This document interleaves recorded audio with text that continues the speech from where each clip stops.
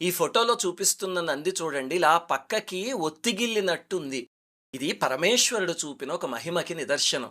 తమిళనాడులో నందనార్ అని ఒక మహాభక్తుడు ఒకాయన ఉండేవాడు. చనిపోయిన పశువుల్ని పాతిపెట్టటం, వాటి చర్మాలతో డప్పులు చేయడం మొదలైనవి చేసే కుటుంబంలో పుట్టాడు. అందుకని ఆయన్ని ఆ కాలంలో అంటరానివాడు అని ఆలయంలోకి రానిచ్చేవారు కాదు దురదృష్టవశాత్తు.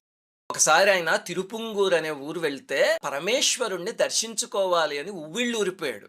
నువ్వు అంత్యకులానికి చెందిన వాడివి, ధ్వజస్తంభం దాటి రాకూడదు అని ఆయన్ని కట్టడి చేసేసరికి భక్తి పారవస్యంలో, స్వామి బిడ్డ మురికిగా ఉన్నా సరే తల్లిదండ్రులు ఎత్తుకుంటారే పరమేశ్వర, నీకు మనస్సు కరగట్లేదా నీ బిడ్డ నిన్ను చూద్దామని అల్లాడిపోతూ ఉంటేను అని ఏడ్చాడు. అంతే పరమేశ్వరుడి మనస్సు పొంగిపోయి, నంది నాకు నా భక్తుడికి మధ్యలో నువ్వు అడ్డేంటి, పక్కకి ఒత్తిగిల్లు అన్నాడు. వెంటనే నంది అలా పక్కకి తిరిగిపోతే నందనాథ్ దర్శనం చేసుకున్నాడు. ఆ నందే ఇప్పటికీ అలా ఉండిపోయింది.